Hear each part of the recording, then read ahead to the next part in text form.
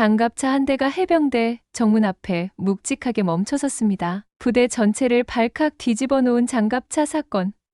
대한민국 군대를 충격과 공포로 몰아넣은 인물은 바로 화가 잔뜩 난 한 할아버지였습니다. 오늘 사연은 손자가 군대에서 괴롭힘 당한다는 소식을 들은 한 할아버지의 사연입니다. 전역한 투스타 장군 할아버지가 장갑차를 직접 몰고 부대로 출동했다고 합니다. 황당하지만 가슴 뻥 뚫리는 오늘의 사연.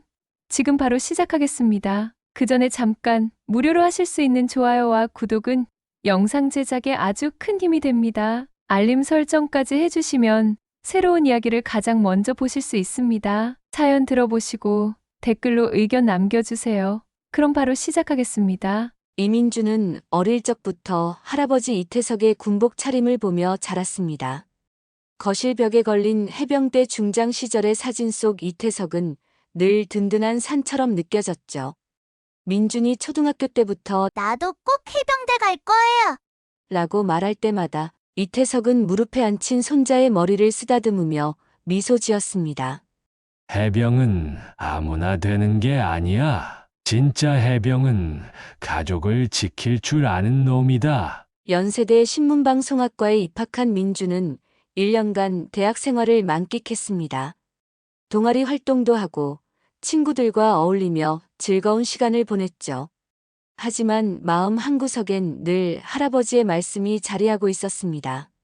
1학년이 끝나갈 무렵 민주는 중요한 결정을 내렸어요.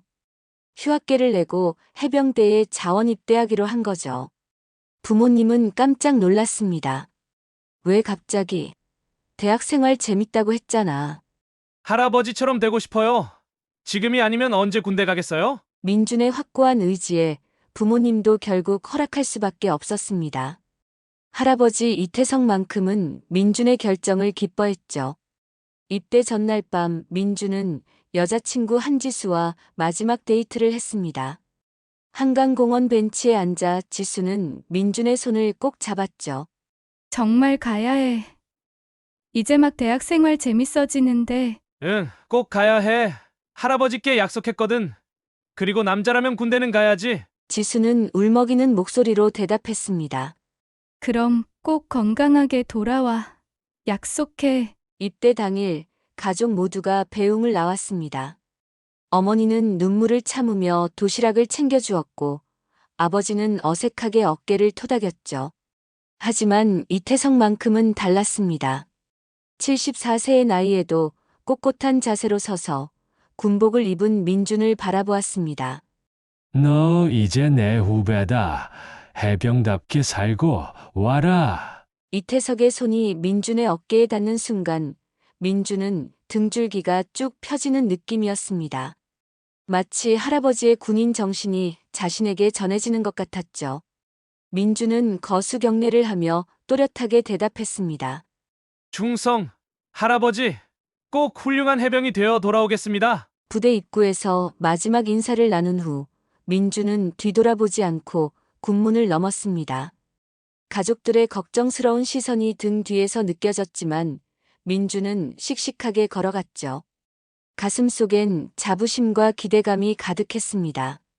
드디어 할아버지가 걸었던 그 길을 걷게 된 거니까요. 대학 친구들은 민준의 선택을 이해하지 못했어요. 왜 굳이 해병대야? 그냥 편한 곳까지. 하지만 민준에겐 분명한 목표가 있었습니다.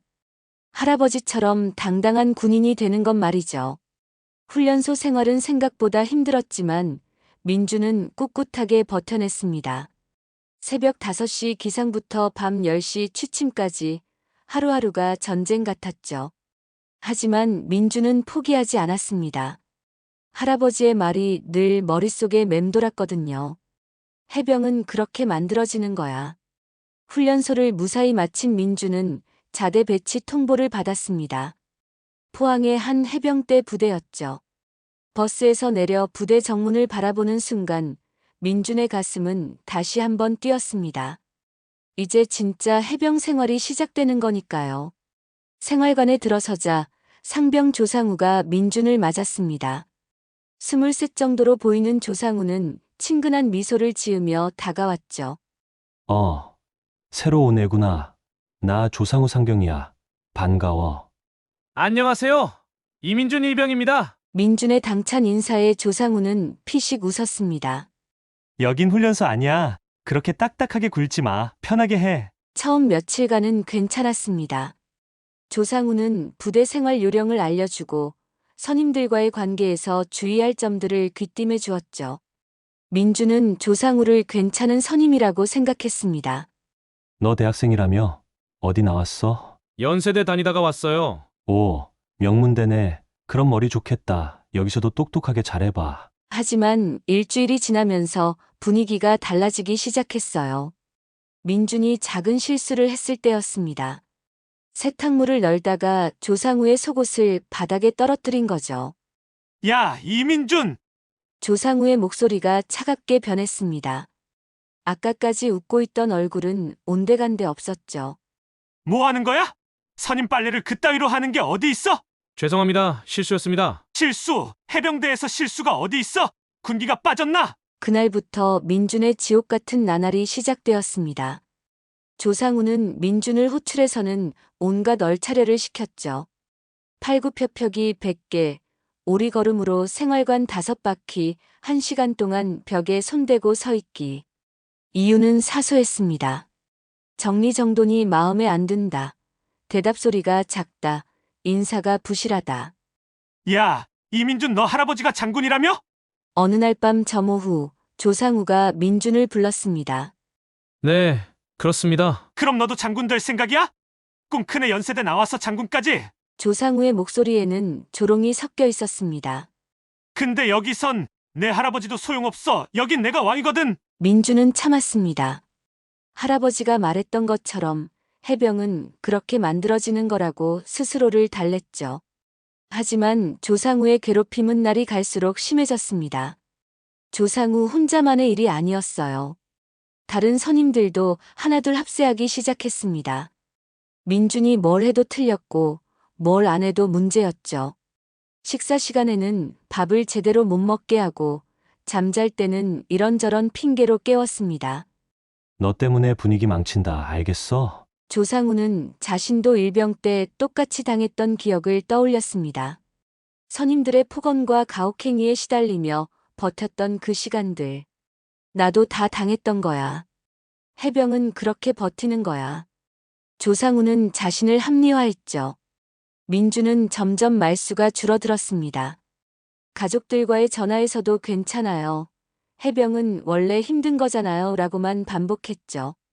걱정시키고 싶지 않았거든요. 일과가 끝나면 짧은 휴식 시간에 민주는 간간히 지수와 영상통화를 했습니다. 처음엔 밝은 목소리로 부대 이야기를 해주었죠. 오늘 행군 나갔는데 정말 힘들더라. 그래도 할만해. 정말 많이 힘들지 않아? 아니야. 괜찮아. 해병이니까. 하지만 시간이 지날수록 민준의 목소리는 작아졌고 통화 횟수도 줄어들었습니다. 지수는 화면 속 민준의 얼굴이 점점 야위어가는 걸 눈치챘어요. 볼살이 빠지고 눈가에 다크서클이 생겼죠.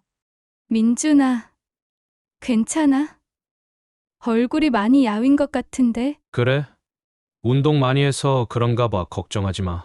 민준은 억지로 웃으려 애썼지만 그 웃음은 예전과 달랐습니다. 눈에서 생기가 사라졌고 목소리에는 힘이 없었어요. 조상우의 괴롭힘은 갈수록 심해졌습니다. 밤마다 민준을 불러내어 쓸데없는 일을 시켰죠. 화장실 청소를 다시 하라고 하거나 이미 정리된 짐을 다시 정리하라고 했습니다. 야, 이민준 너 뭔가 불만 있어? 아닙니다. 표정이 왜 그래? 선임한테 불만 있는 것 같은데. 민준이 뭐라고 대답해도 조상우는 트집을 잡았습니다. 다른 선임들도 가세했죠. 요즘 애들은 정신력이 약해. 특히 대학생들. 맞아. 고생을 안 해봐서 그래. 민준은 밤마다 악몽에 시달렸습니다. 조상우의 목소리가 꿈속에서도 따라다녔어요. 아침에 일어나면 베개가 땀에 젖어 있었죠. 식욕도 떨어져서 밥을 제대로 먹지 못했습니다. 지수와의 통화에서도 점점 말이 줄어들었어요. 오늘 뭐 했어? 그냥 평범한 하루였어. 정말 괜찮아? 뭔가 이상해. 왜? 난 괜찮은데. 민주는 지수에게 진실을 말하고 싶었지만 차마 입이 떨어지지 않았습니다. 걱정시키고 싶지 않았고 무엇보다 부끄러웠어요. 할아버지의 손자가 이런 일로 힘들어한다는 게 말이죠. 어느 날 밤 민주는 혼자서 울었습니다. 화장실에 숨어서 소리 내지 않고 눈물을 흘렸어요. 언제까지 이렇게 버텨야 할지 막막했습니다. 할아버지도 이런 일도 당하셨을까? 진짜 해병이라면 이런 건 아무것도 아닌 걸까? 민주는 자신을 자책했습니다. 나는 약한 놈이야. 할아버지께 면목이 없어. 그렇게 스스로를 다그치며 하루하루를 버텨나갔죠. 가족들과의 전화에서도 민주는 거짓말을 계속했습니다. 괜찮아요. 훈련 많이 해서 좀 피곤할 뿐이에요. 정말 목소리가 이상한데 아니에요. 그냥 감기 기운이 있나 봐요. 민준의 거짓말은 점점 늘어갔고 가족들을 속이는 것 자체가 또 다른 고통이 되었습니다. 한 달이 지난 어느 날 지수는 더 이상 참을 수 없었습니다. 화면 속 민준의 모습이 너무나 달라져 있었거든요. 처음엔 통통했던 볼이 완전히 들어갔고 눈빛은 죽어 있었어요. 웃으려고 애쓰는 모습이 오히려 더 애처로웠죠. 지수는 정식 면회 신청을 했습니다. 민준에게 미리 말하지 않고 깜짝 방문하기로 했어요. 뭔가 숨기고 있다는 느낌이 강했거든요. 면회 당일 지수는 민준이 좋아하는 간식들을 가방 가득 담고 부대로 향했습니다. 설레는 마음보다는 걱정이 앞섰어요. 정말 괜찮은 건지 직접 확인하고 싶었거든요. 면회실에서 기다리던 지수 앞에 민준이 나타났습니다. 그 순간 지수는 충격을 받았어요. 한 달 전과는 완전히 다른 사람이 서 있었거든요. 지수야, 민준의 목소리는 가늘고 떨렸습니다. 얼굴은 뼈만 남았고 눈은 푹 들어가 있었어요. 군복이 헐렁해 보일 정도로 말랐죠.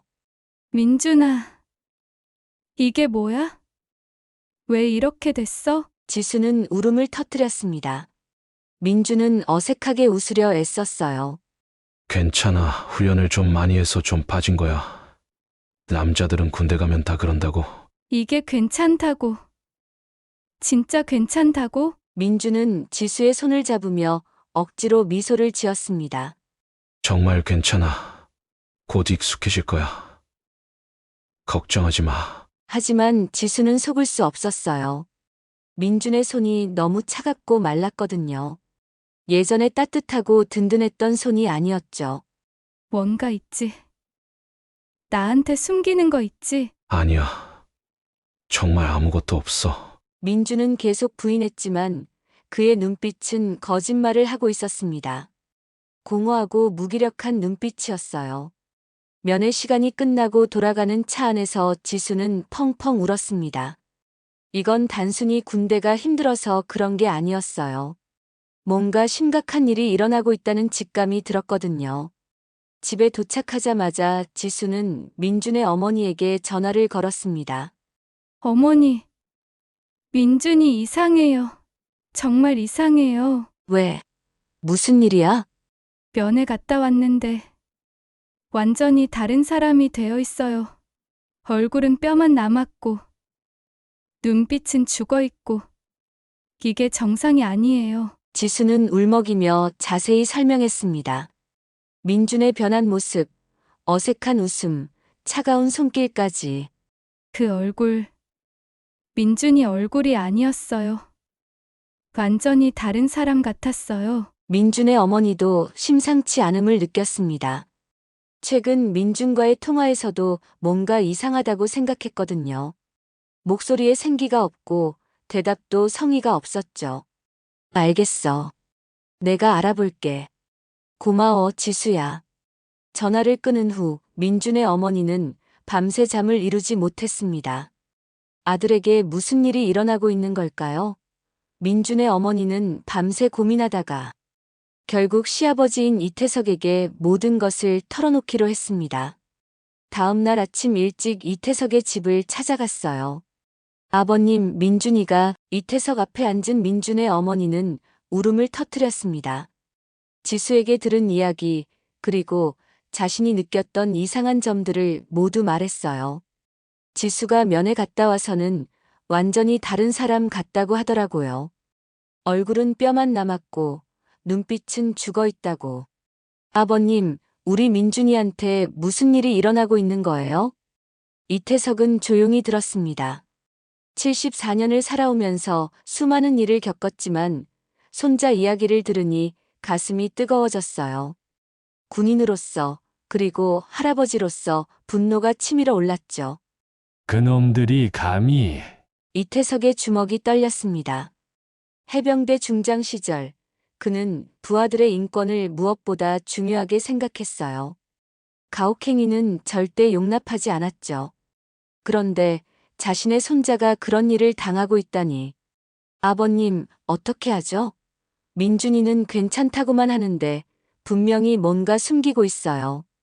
이태석은 잠시 생각에 잠겼습니다. 공식적인 경로로는 시간이 오래 걸릴 거예요. 그 사이에 민준이 더 큰 상처를 받을지도 모르죠. 내가 직접 간다. 네. 아버님이 직접요? 그래, 내가 직접 가서 확인하고 그놈들을 혼내주겠어. 이태석은 즉시 행동에 나섰습니다. 먼저 예정되어 있던 보훈처 행사 일정을 모두 취소했어요. 그리고 오랜 군 인맥들에게 연락을 돌렸죠. 여보세요. 김대령. 나 이태석이야. 부탁이 하나 있어. 예비군 훈련장에서 관리하는 장갑차 한 대를 빌릴 수 있냔 문의였습니다. 물론 개인적인 용도로는 불가능한 일이었지만 이태석의 명성과 인맥은 달랐어요. 장군님, 무슨 일이신지요? 내 손자를 데리러 가야 해. 자세한 건 나중에 설명하마. 몇 통의 전화 끝에 이태석은 장갑차를 구할 수 있었습니다. 특별한 사정이 있다는 걸 이해해 준 거죠. 그날 오후 이태석은 직접 장갑차를 몰고 포항으로 향했습니다. 74세의 나이에도 운전 실력은 여전했어요. 장갑차를 몰던 젊은 시절의 감각이 되살아났죠. 이제 그놈들이 어떤 놈들인지 내가 직접 본다. 이태석의 눈에는 분노와 결의가 가득했습니다. 해병대 중장으로서의 위엄과 할아버지로서의 사랑이 뒤섞인 감정이었어요. 길을 달리는 동안 이태석은 민준을 생각했습니다. 어릴 적 자신의 무릎에 앉아 나도 해병이 될 거예요 라고 말하던 손자. 당당하게 입대하던 그날의 모습. 그런 민준이 지금 고통받고 있다니. 내 손자, 내가 데리러 왔다. 장갑차는 포항을 향해 달려갔습니다. 이태석의 마음속엔 오직 하나의 생각뿐이었어요. 손자를 지켜야 한다는 것 말이죠. 오후 4시경, 포항 해병대 부대 정문 앞에 장갑차가 나타났습니다. 초병들은 눈을 의심했어요. 평범한 민간인 방문이 아니라 군용 장갑차가 부대 앞에 서 있는 거니까요. 저거 뭐야? 장갑차 아니야? 왜 여기 와 있지? 장갑차에서 내린 사람을 본 초병들은 더욱 놀랐습니다. 70대로 보이는 노인이었지만 군인의 기품이 몸에 배어 있었거든요. 꼿꼿한 자세와 날카로운 눈빛이 범상치 않았어요. 저분 누구세요? 초병이 다가가자 이태석이 신분증을 보여주었습니다. 해병대 예비역 중장 이태석이다. 손자 면회 왔어. 예비역 중장님이시라고요? 잠깐만요. 확인해 보겠습니다. 초병은 급하게 상급자에게 보고했어요. 이태석이라는 이름은 해병대에서 전설적인 인물이었거든요. 몇 분 후 중대장이 직접 나왔습니다. 장군님, 이게 어떻게 된 일인지요? 장갑차를 타고 오시다니. 내 손자 이민준 일병을 만나러 왔어. 지금 당장 불러줘. 이태석의 목소리에는 위압감이 있었습니다. 중대장은 뭔가 심상치 않음을 느꼈어요. 네, 알겠습니다. 바로 호출하겠습니다. 민준이 정문으로 호출되었을 때 그는 무슨 일인지 몰랐습니다. 갑작스러운 호출에 긴장하며 정문으로 향했어요. 그런데 정문 앞에 서 있는 장갑차와 할아버지를 보는 순간 민주는 다리에 힘이 빠졌습니다. 할아버지, 이태석은 말없이 민준을 바라보았습니다. 한 달 전 씩씩하게 입대하던 손자의 모습은 온데간데 없었어요. 뼈만 남은 얼굴, 푹 들어간 눈, 생기 없는 표정. 지수의 말이 맞았습니다. 민준아, 이태석은 천천히 손자에게 다가갔습니다. 민주는 고개를 들지 못했어요. 할아버지에게 이런 모습을 보이는 게 부끄러웠거든요. 할아버지, 죄송해요. 제가 약해서. 무슨 소리야? 이태석은 민준을 조용히 안아주었습니다. 할아버지의 따뜻한 품에 안긴 순간 민준은 참았던 눈물이 터져 나왔어요. 할아버지, 너무 힘들었어요. 알고 있어. 버텨줘서 고맙다. 이젠 내가 대신 싸운다. 이태석의 목소리는 확신에 차 있었습니다. 민준을 안고 있던 그의 눈빛은 차갑게 변해 있었어요. 주변에 모인 간부들과 병사들은 숨을 죽이고 지켜보았습니다. 해병대 전설의 중장이 손자를 안고 있는 모습은 충격적이었거든요. 지휘관실로 안내해줘 할 말이 있어. 이태석의 말에 중대장은 급하게 앞장섰습니다. 뭔가 큰일이 일어날 것 같은 예감이 들었어요. 지휘관실로 향하면서 이태석은 민준에게 속삭였습니다.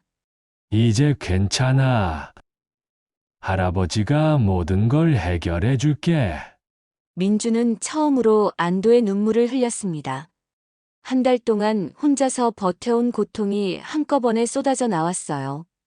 할아버지가 왔으니 이제 정말 괜찮을 것 같았거든요. 지휘관실에서 이태석은 대대장과 마주 앉았습니다. 긴장한 분위기 속에서 이태석이 먼저 입을 열었어요. 조상우 상병을 포함해서 내 손자를 괴롭힌 놈들을 모두 불러주시오. 무슨 말씀이신지요? 가혹행위 말이오. 내 손자가 한 달 만에 저렇게 변한 게 정상적인 훈련 때문인 줄 아시오. 대대장은 당황했습니다. 가혹행위라는 말이 나오니 심각성을 느꼈거든요. 곧바로 조사에 착수했어요. 조상우가 지휘관실로 호출되었을 때 그는 이미 모든 걸 눈치챘습니다. 장갑차 소동을 들었거든요. 떨리는 다리로 지휘관실에 들어선 조상우는 이태석의 날카로운 눈빛과 마주쳤어요. 내가 조상훈이야. 네, 그렇습니다. 내 손자한테 뭘 했는지 말해봐. 조상우는 대답하지 못했습니다. 이태석의 위압감에 눌려 말이 나오지 않았거든요. 한편 이 사건은 부대 안에서 소문이 되어 퍼졌습니다. 장갑차 타고 온 장군님이 손자 구하러 왔다는 이야기가 병사들 사이에 돌았어요. 누군가가 휴대폰으로 찍은 영상이 SNS에 올라갔죠.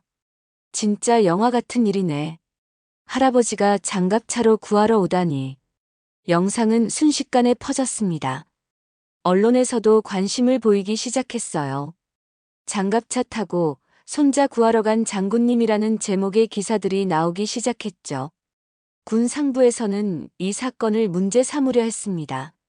민간인이 군용 장갑차를 이용했다는 것, 그리고 외부 개입으로 군 기강이 흔들릴 수 있다는 우려였어요.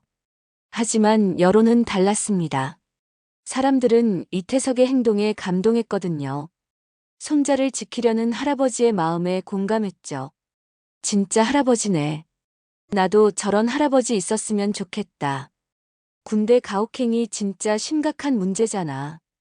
압박을 받은 군 당국은 본격적인 조사에 착수했습니다. 민준뿐만 아니라 다른 피해 병사들도 용기를 내어 진술하기 시작했어요. 조상우는 결국 조사 과정에서 울며 고백했습니다. 저도 똑같이 당했어요. 일병 때 선임들한테 매일 맞고 욕먹고 아무도 막아주지 않았어요. 그래서 저도 그게 당연한 줄 알았어요. 조상우의 고백은 가혹행위의 악순환을 보여주었습니다. 피해자가 다시 가해자가 되는 구조였던 거죠. 다른 선임들도 하나둘 진실을 털어놓기 시작했어요. 부대 내에서 만연했던 가혹행위의 실상이 드러났습니다. 국방부는 이 사건을 계기로 대대적인 병역 문화 개선에 착수한다고 발표했어요. 가혹행위 신고 시스템을 강화하고 예방 교육을 확대하기로 했죠. 이태석은 군기강에는 어긋나지만 정의에는 어긋나지 않았다는 평가를 받았습니다. 손자를 지키려는 할아버지의 마음을 누가 비난할 수 있겠어요? 가해자들은 징계를 받았고 관련 간부들도 교체되었습니다. 조상우는 영창에 들어갔고 다른 선임들도 그에 상응하는 처벌을 받았어요. 부대 내 가혹행위 척결을 위한 특별 교육도 실시되었죠. 이태석은 장갑차 사용에 대해 문책을 받을 뻔했지만 여론의 지지와 군 원로들의 중재로 명예로운 마무리를 할 수 있었습니다. 오히려 군 개혁의 상징적 인물이 되었어요. 할아버지, 정말 죄송해요. 할아버지까지 힘들게 해드려서. 무슨 소리야? 가족을 지키는 게 군인의 첫 번째 임무잖아. 민주는 남은 군 생활을 평화롭게 보낼 수 있었습니다. 부대 분위기도 완전히 바뀌었거든요. 가혹행위는 철저히 근절되었고 선후임 간의 건전한 관계가 자리 잡았어요. 새로운 후임들에게 민주는 따뜻한 선임이 되었습니다. 자신이 당했던 일을 절대 반복하지 않겠다고 다짐했거든요. 힘든 일 있으면 언제든 말해. 혼자 끙끙 앓지 마. 민준의 말에 후임들은 고마워했어요. 정말 의지할 수 있는 선임이었거든요. 지수와의 관계도 회복되었습니다. 다시 밝아진 민준의 모습을 보며 지수는 안도했어요. 이제 진짜 내 남자친구 같아. 고마워. 내가 없었다면 난 어떻게 됐을지 몰라. 제대 날이 다가왔습니다. 1년 6개월의 군 생활을 마치는 날이었어요. 가족들이 모두 마중을 나왔습니다. 이태석도 물론 왔죠. 민주는 마지막 거수 경례를 하며 말했습니다. 충성, 해병 이민준, 임무 완료했습니다. 이태석은 민준을 조용히 안아주며 속삭였습니다. 넌 내 손자가 아니라 진짜 전우였다. 그 말에 민주는 또다시 눈물을 흘렸어요. 하지만 이번엔 기쁨의 눈물이었습니다. 집으로 돌아가는 길에 이태석이 말했습니다. 진짜 해병은 약자를 지킬 줄 알아야 한다. 너는 이제 진짜 해병이야. 민주는 고개를 끄덕였어요. 자신도 이제 누군가를 지킬 수 있는 사람이 되었다는 걸 알았거든요. 연세대로 복학한 민주는 예전과는 다른 사람이 되어 있었습니다. 더 성숙하고 더 따뜻한 사람이 되었어요. 힘든 일을 겪으며 진정한 강함이 무엇인지 깨달았거든요. 할아버지, 저 이제 정말 당당하게 살 수 있을 것 같아요. 그래, 그렇게 살아라. 그게 진짜 해병의 길이야. 이태석과 민주는 서로를 바라보며 미소 지었습니다. 할아버지와 손자를 넘어서 진정한 전우가 된 두 사람이었어요.